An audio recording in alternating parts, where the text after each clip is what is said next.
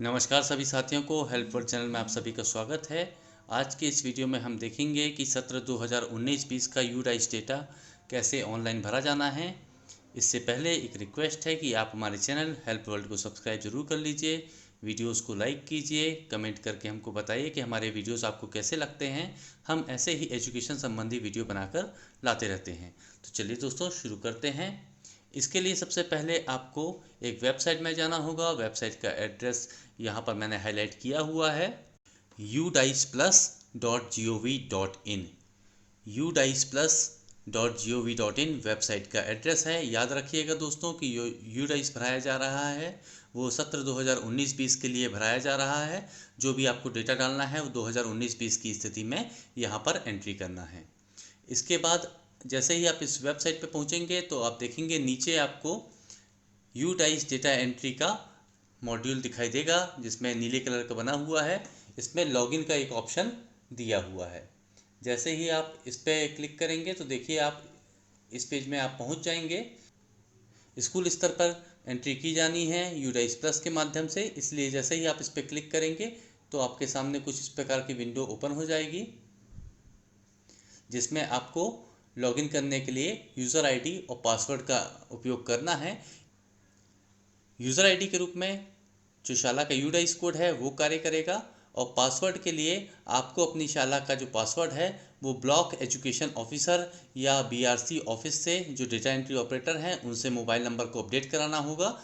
उस mobile number को जिसको आप अपडेट कराएंगे उस पर एसएमएस के रूप में आपको पासवर्ड प्राप्त होगा। उसी पासवर्ड का उपयोग करके आप आगे लॉगिन कर सकेंगे। जैसे ही मैं एक एग्जाम्पल के लिए एक यूज़र आईडी और पासवर्ड डाल के आपको दिखाता हूँ। यूज़र आईडी भरने के बाद आपको पासवर्ड डालना है। पासवर्ड डालने के बाद आपको कैप्चर कोड को एंटर करना है। जैसे ही आप कैप्चर कोड को एंटर करने के बाद लॉगिन बटन पर क्लिक करेंगे तो आपके सामने कुछ इस प्रकार की स्क्रीन दिखाई देना शुरू हो जाती है। इसमें ऊपर आप देख सकते हैं होम का बटन दिया हुआ है, चेंज पासवर्ड का बटन दिया हुआ है, माय प्रोफाइल का बटन दिया हुआ है।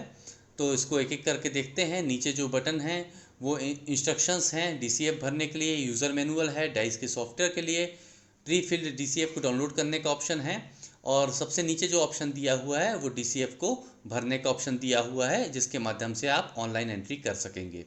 तो चलिए दोस्तों, सबसे पहले जो आपको पासवर्ड प्राप्त हुआ होगा आपके मोबाइल पर एसएमएस के द्वारा, वो पासवर्ड काफ़ी कठिन है।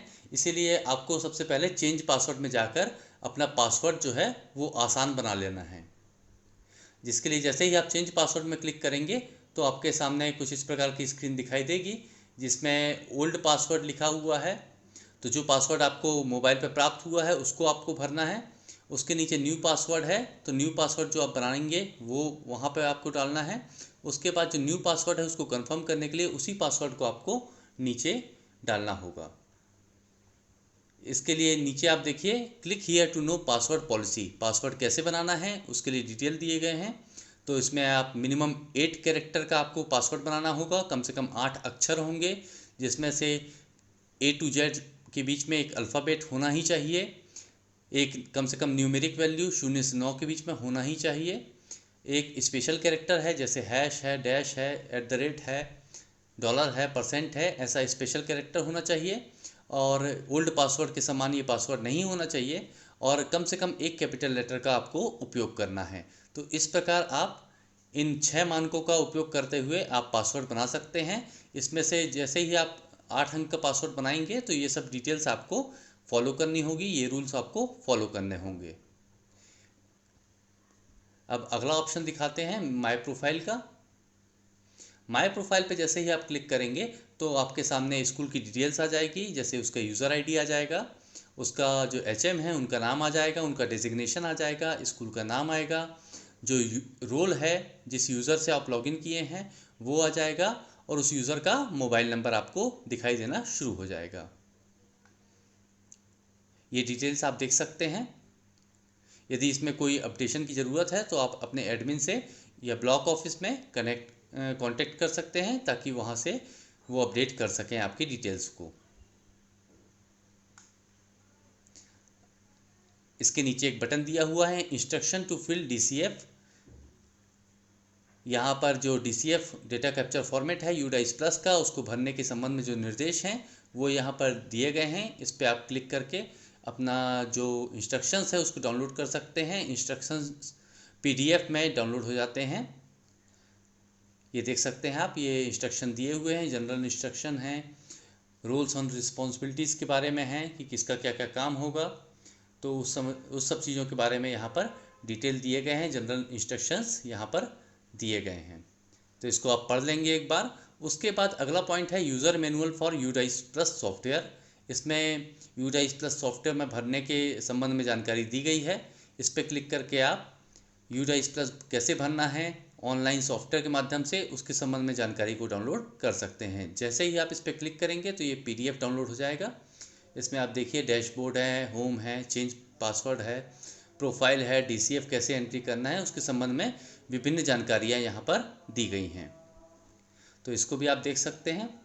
अब इसके नीचे आप देखेंगे click here to open DCF to fill the data. 2019-20 का UDICE भरने के लिए आपको जो डेटा भरना है उसके लिए आपको इस पर क्लिक करना होगा।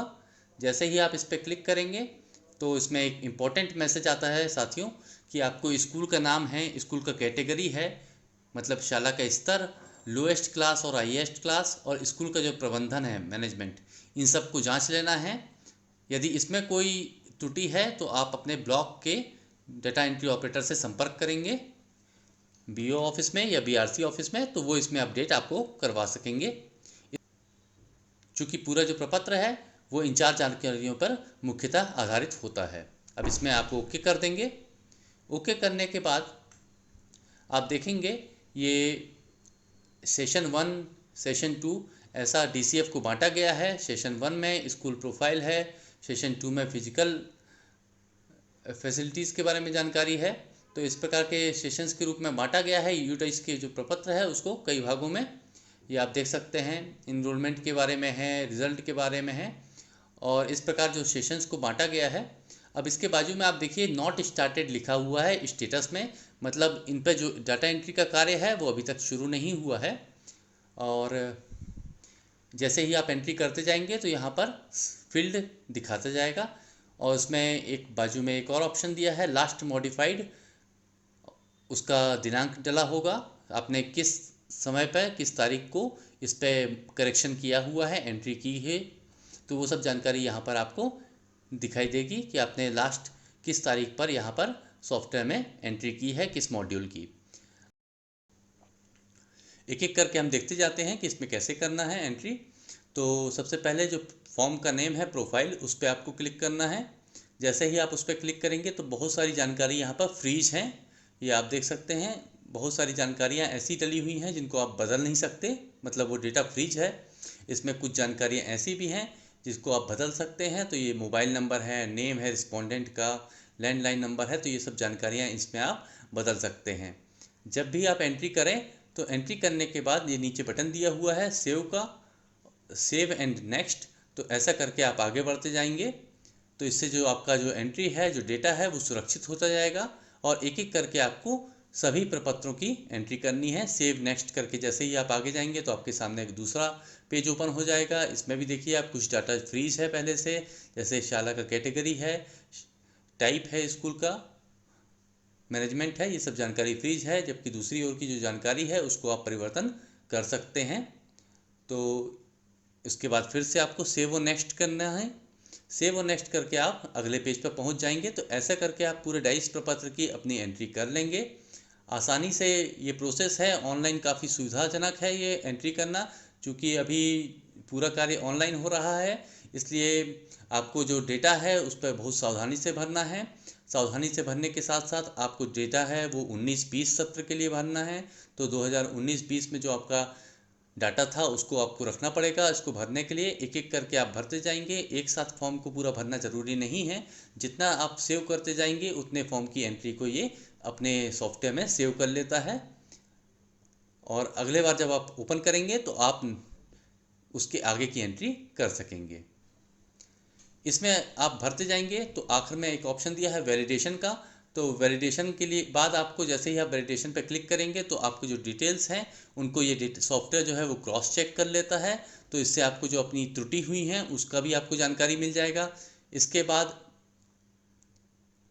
जब आप फिल कर लेंगे तो आप DCF को डाउनलोड कर सकते हैं। स्कूल का जो रिपोर्ट कार्ड है उसको भी दिया हुआ है 42 नंबर पे कि आप डाउनलोड कर सकते हैं।